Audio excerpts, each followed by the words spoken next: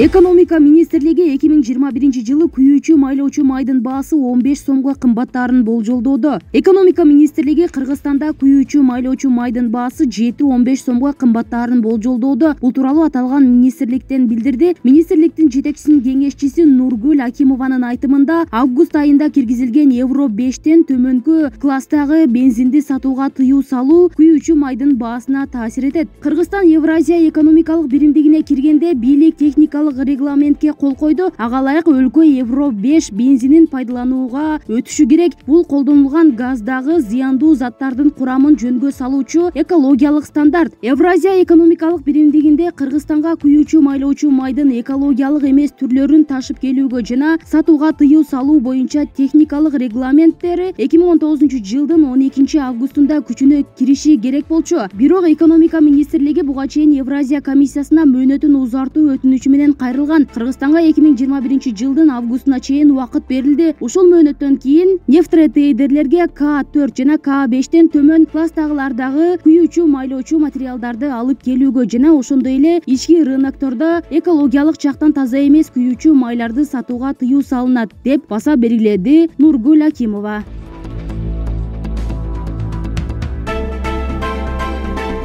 23 жаштагы кыз кыздык белгисин $10,000 онлайн аукционго койду. 23 жаштагы Душанбелик кыз кыздык белгисин онлайн аукцион аркылуу $10,000 сатууну чечти. Бул платформада дүйнө жүзүндөгү жүздөгөн кыздар алгачкы түнүн колунда бар эркектерге сатышат. Бул тууралуу тажик басылмалары жазып чыгышты. Жакында аукциондо пайда болгон 23 жаштагы тажикстандык кыздын "Мен бойтойгон жакшынакай кызмын. Келечекте жакшы аял болуу үчүн бай эркек издеп жатам. Тил алчаак, жароокер жана ак көңүлмүн. Мен кыз бойдонмун" деп жазган. Радионун тажик кызматы бул кыз менен байланышкан. Ал үй бүлөсү карызга батканын, жакындарына жардам берүү үчүн кыздыгын сатууну чечкенин билдирди. Кыз чыгымды кардар төлөсө, кыздыгын текшерүү үчүн медициналык кароодон өтүүгө даяр экенин кошумчалады. Аукциондо кыздыктын баасы жашка жана өң түскө жараша $3,000 сомдон $1,000,000 чейин бааланат. Тажикстанда кыздар күйөөгө чыгаардан алдын ар улугун текшертүү үчүн медициналык кароодон өтүшөт. Укук коргоочулар муну адам укугун бузуу катары аташып, тажик өкмөтүн аталган талапты жокко чыгарууга чакырышкан.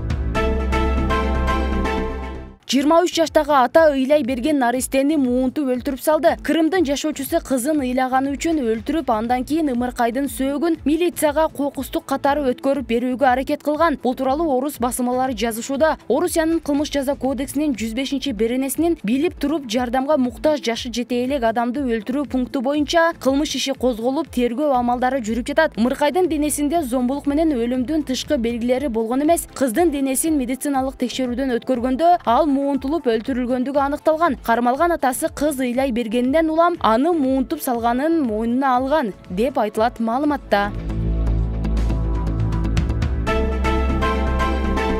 Өзбекстан насыбай сатууга тыюу салууну көздөйт. Өзбекстанда насыбай сатууга тыюу салуу сунушталып жатат. Мындай чара алкоголь жана тамеки рыногун тескөө агенттигинин мыйзам долбоорунда каралган. Саламаттыкты сактоо министрлиги билдиргендей, документ министрлик кабинетинин кароосуна берилди. Министрлик колго жасалган насыбай чегүү калктын саламаттыгына, өлкө экономикасына зыян тийгизип жатканын билдирди. Дүйнөлүк саламаттыкты сактоо уюмунун маалыматына ылайык, Өзбекстандын 13-15 жаштагы өспүрүмдөрдүн 6% насыбай чегет. Кыргызстанда бул көрсөткүч 5,1, Тажикстанда -1,8, Казакстанда -0,6, Түркменистанда -0,2 түзөт. Атамбаевдин тиши ооруп жатат. Мурдагы президент Алмазбек Атамбаевдин иши боюнча сот процесси бул жолу да жылдырылды. Судья айыпталуучулардын баш коргоо чарасын 2 айга узартып койду. Жолдубаеванын айтымында 1 май райондук сотунун судьясы Азирет Медеров айыпталуучулардын баш коргоо чарасын 2 айга узартып койду. Иштин фигуранттарынын катарында Алмазбек Атамбаевден тышкары Алыбек Ибраимов, Аскарбек Шадиев, Равшан Жээнбеков, Ирина Карамушкина, Асель Кодуранова, Кундуз Жолдубаева жана башкалар бар. Ананда айта кетсек, Жолдубаева Атамбаевдин тиши ооруп жаткандыктан бүгүн стоматологиялык клиникага кайрылуусу мажбур болгонун кошумчалап өттү. Кытайлык миллионер Джек Ма көзөмөлдөөчүлөрдү сындагандан соң дайынсыз кала берүүдө. Кытай эл республикасындагы миллиардерлердин бири интернетте соода саттык жүргүзгөн Alibaba компаниясынын негиздөөчүлөрүнүн бири Джек Ма 2 айдан бери дайынсыз жок болууда. Аларда расмий Бейжин менен интернет аркылуу өзгөчө ири көлөмдө соода саттык уюштуруп келген Alibaba Group компаниясын кысмакка алышы улантып жатат. Джек Ма 2018 жылдын ноябрында Forbes журналы тарабынан 35,8 миллиард доллардын наркы бар байлыктардын ээси болгон ишкер катары жарыялаган. Ал дүйнөдөгү эң бай 18 киши болуп калган.